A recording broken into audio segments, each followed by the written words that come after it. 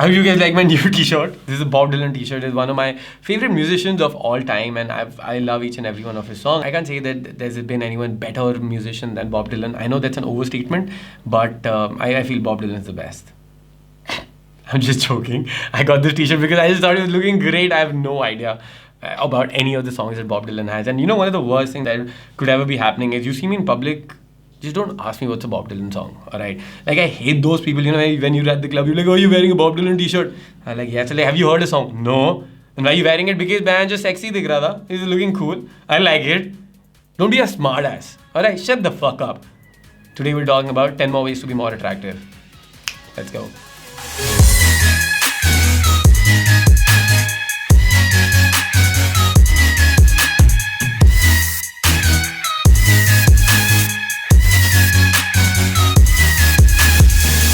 Welcome back to the video, guys. Today we're talking about 10 more ways to be more attractive, and my name is Kshitij. I'm the founder of the company called Iron Man Lifestyle, where we help people be more confident, meet more people, be more social, and get into deeper, fulfilling relationships. In essence, we're a dating coaching company. We help you get more dates. Perfect. So today we're talking about 10 more ways to be more attractive, and let's just get started with that instantly. All right, number one, don't take yourself seriously, and don't take things seriously as well. So one thing is, people are like, they're trying to live life as in a way to build their ego up and try to give this impression that they're cool, or like, oh, don't fuck with me. I am a stud. I am an alpha male. You cannot fuck with me. And they don't smile. They don't laugh. They don't take things as a joke.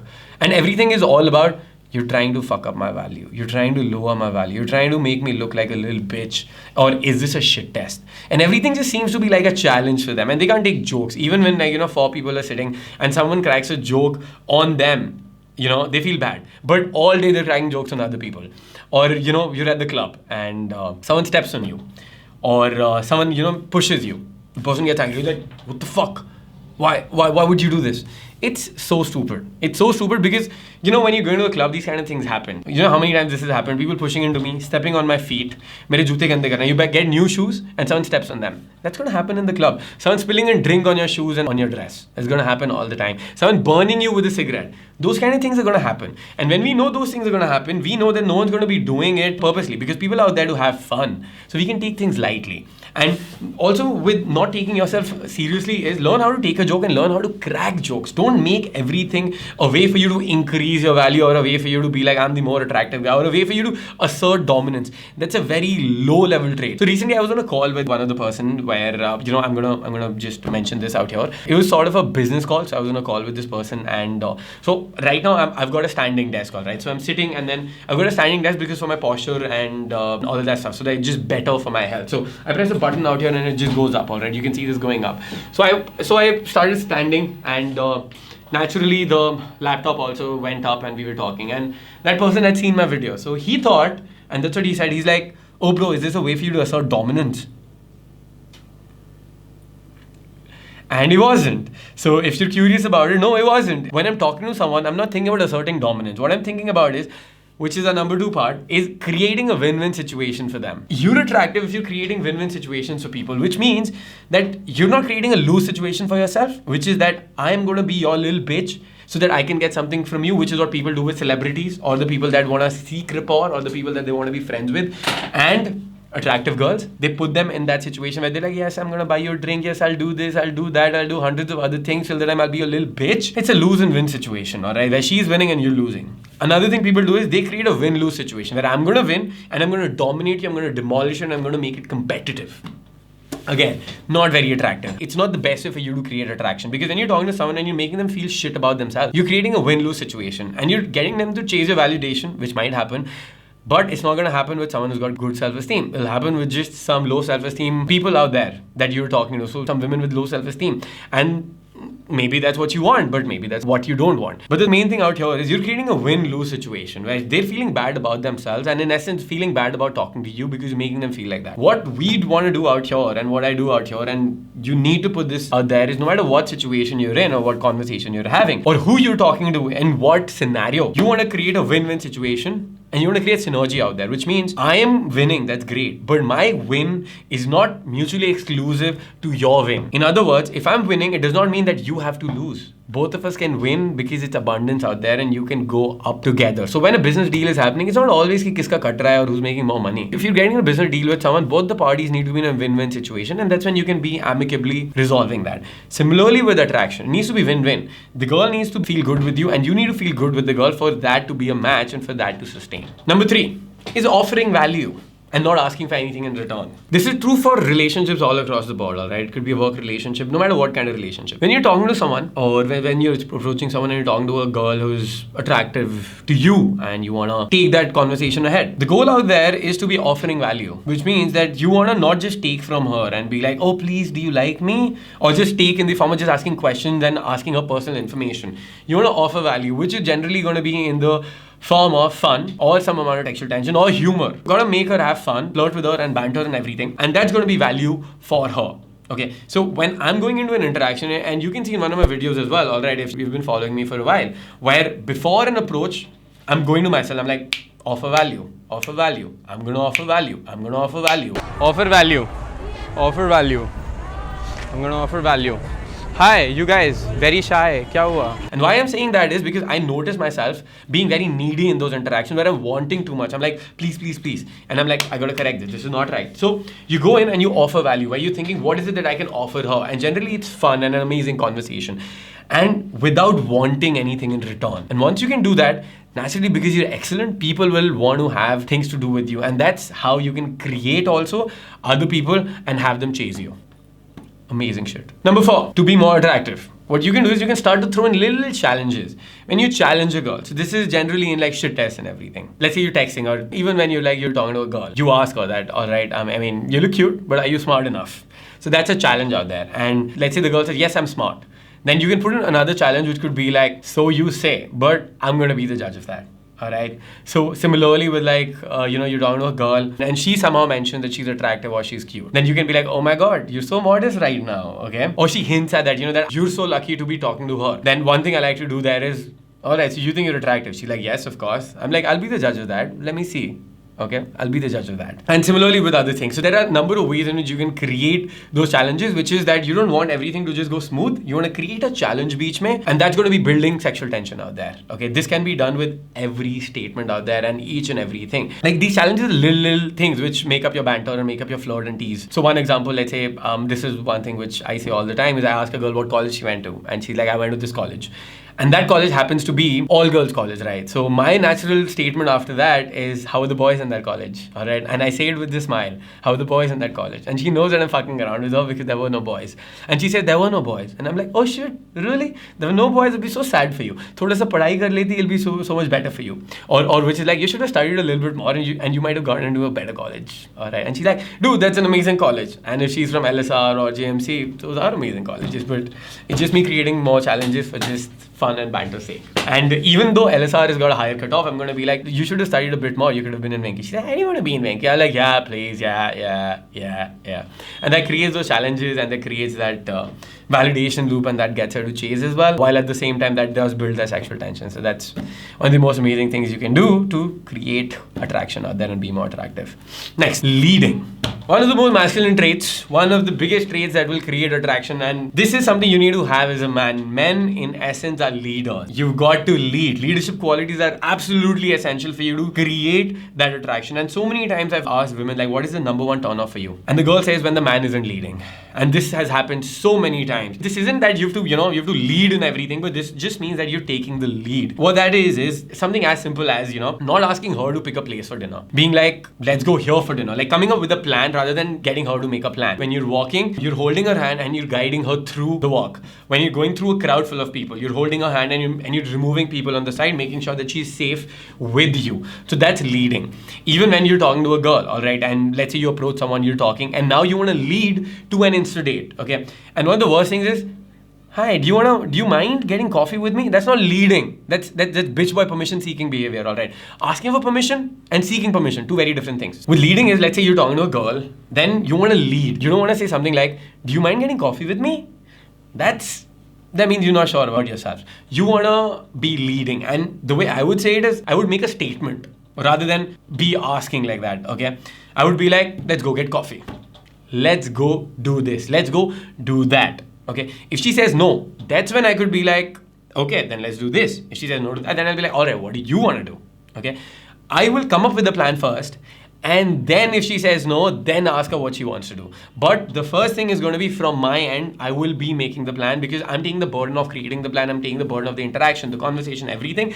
And that is ultimately very, very attractive because the girl can just relax and just have an adventure with you and just have an amazing fucking time. No matter what you hear in social media, no matter what kind of people say, what kind of things, if they say this is not true, that's fucking BS. All right, don't believe them. Leading, one of the most important qualities, one of the most attractive qualities that you can have. All right, that's it. Next, persistence. There's a good persistence and then there's bad persistence. Bad persistence is when the girl's like, no, I don't want to talk to you. And you're still persisting on and on and on and on and on. And she's like, get the fuck away. But you're like, no, I read it somewhere. Persistence is good. I gotta persist. Or like, initially, of course, everyone's gonna say no, but later on it'll be fine.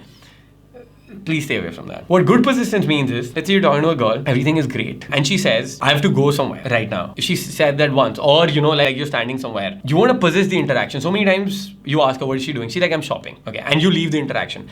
That's bad. If she's saying she's going for shopping, then you can ask her, all right, or you can lead her. You want to get coffee with me, and then you can go shopping later. So that's we persisting, and then she can say yes or no. So we're keeping consent in mind, but we're still persisting and we're confident about ourselves. So when you persist in this manner, it creates that confidence and it tells her, it shows her that you are a confident person, and that means you are going to be of value and you are someone, which means you believe in yourself.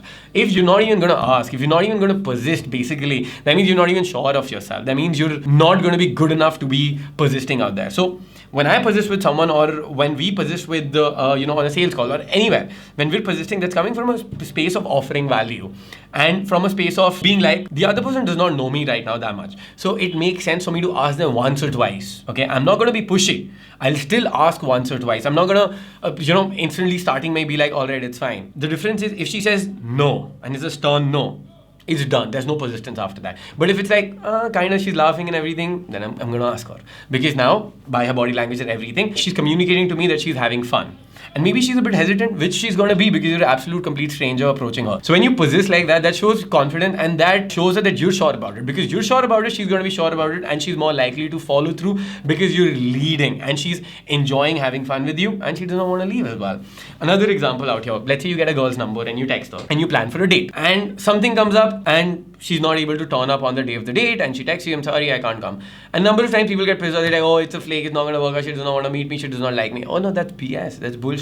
Things really come up at some point in time, alright? So what you want to do is you want to set up a date again, not right then and there, but after a day or two, text her again, talk a bit, and then set up a date for another day again. And not be pissed off about that, not take yourself seriously, not take things seriously, the number one point I made out here. So that way you can persist rather than just, giving up so fucking easily. Point number 7, being man to woman. Oh, so important, so important. And this is why all of you fall into the friend zone, because you're not man to woman. So as a man, when you're talking to a girl, you're talking to a woman that you're interested in, do you talk as a friend to friend, like how a friend would talk to another friend? Or do you talk the way a man would talk to a woman? There's huge difference between the two. As a friend to friend, when you're talking, there's no sexual tension, no polarity, no attraction, or then you're just being agreeable, you're just being nice. A man to woman is you're flirting. There's some sexual tension, there's a flirty vibe, that eye contact, that banter, that teasing going on. And it's a clear man to woman interaction. It's a male to female, non-platonic interaction. Because in the vibe, even though your verbals are non-sexual, but in the vibe, there is some sexuality out there. And communication is all about the vibe, is all about the body language, the unsaid things, the things which aren't out there in the open,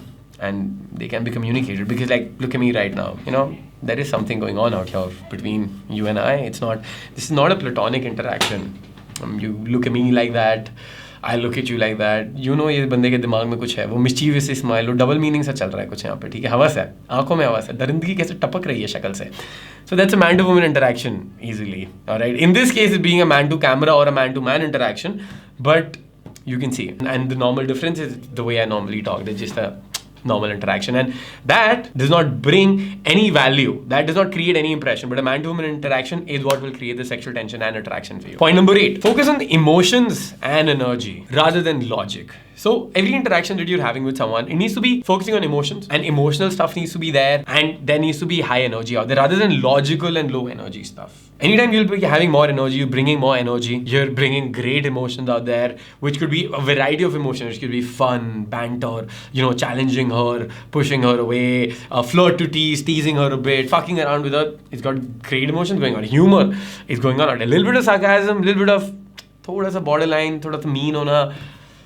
It's giving her different emotions, all right? You want to do that, and you want to make it energetic. You want to come with a great energy out there. Why this is so important is because conversations are emotional and energetic rather than just logical and flatlining. That's it. And human beings love a great vibe. So focus on the emotional and energy more rather than what you're talking about, or rather than talking about logical stuff and the interview mode questions of like, what's your name, where are you from, what do you do, बचपन में क्या पढ़ाई करी थी, अब क्या कर रहे हो, कल क्या खाया, सुबह क्या खाया, what's your favorite color, what's your how many siblings, dogs name, dogs.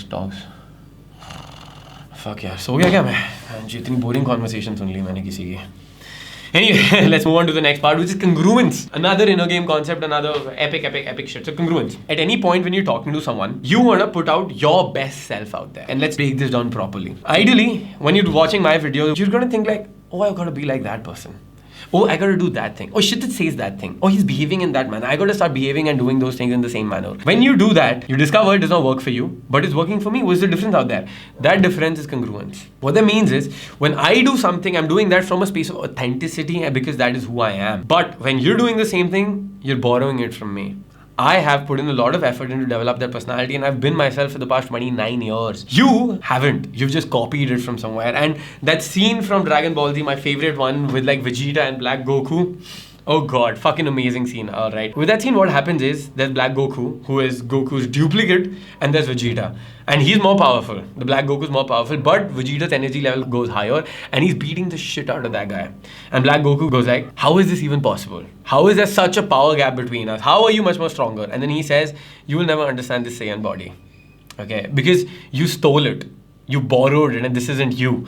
And that clown, as much as I hate him, Goku he's mentioning, he has built each and every cell through sheer years of hard work and practice and everything, and he knows the price he's paid for that. You are on through a borrowed body, and me out here, I put in the same hard work and effort, and I know each and every cell out here, and then I'm Prince Vegeta. Alright? Ruler of fucking the planet and whatever stuff. So similarly here, what you see out here is years and years of practice, hard work and everything. When you copy it, you don't understand where it's coming from, why I'm doing that, why that's doing, and that's why it falls flat on your fucking motherfucking face, boys. Face पे flat जाते हो तुम. नहीं करना, कभी नहीं करना. What you want to do from me and what you want to learn from out here, alright? Some of you will be thinking, oh yeah, just videos बंद करो यहाँ पे. हमारी तो authenticity जा रही है, हमारे इसलिए नहीं work कर रहा because हम Kshitij को copy कर रहे हैं. नहीं. So generally what I teach out here is I focus on principles rather than what to say. But people keep asking me all the time what to say and everything, so I mention that also at times. But don't copy that. What you want to copy and what you want to think about is principles. And from those principles, inner game concepts and everything is where your thing is supposed to come out. Is where your verbal game and what to talk about needs to come out, and the way you behave. And one of those principles is congruence. What congruence means is, at any point in time, you want an alignment with your thoughts, words, and actions. Thoughts, words, actions. What I'm thinking, what I'm saying, and what I'm behaving. Align. If you try to be confident, you try to be like Kshitij, alright? Your thoughts are, oh shit, I can't be like this, I'm so scared right now, I'll be like Kshitij, hopefully she likes me now, okay? Your words are going to be like, hey, I think you're cute, what's your name, okay?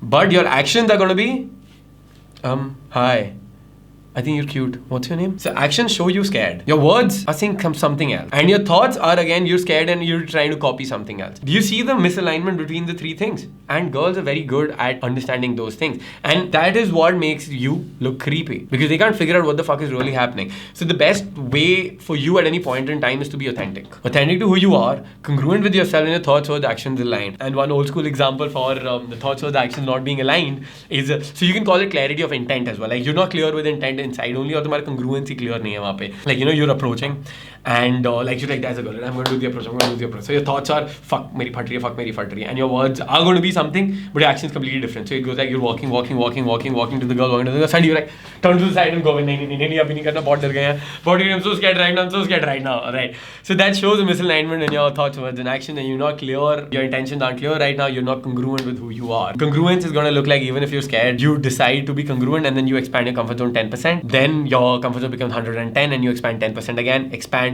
10% again. So that's how you build authenticity and congruence, while at the same time push your comfort zone a little bit more. Once you get this concept, you will have life-changing results in every aspect of your life, and specifically attraction, but throughout. Congruence is huge, which brings us to our final point, being grounded. Let's break it down. This has been huge for me as well when I learned this concept of being grounded. You want to be masculine, all right? When for you to attract a feminine, there needs to be polarity, and you want to be masculine, and the other girl mostly is going to be feminine. If you're a masculine man, you want to go deep with that masculinity. If you want to attract the feminine energy towards you, I'm not talking about just the gender, I'm talking about energies out here, all right? For that attraction to happen, there needs to be polarity. So things like leading and persistence, it's a masculine energy.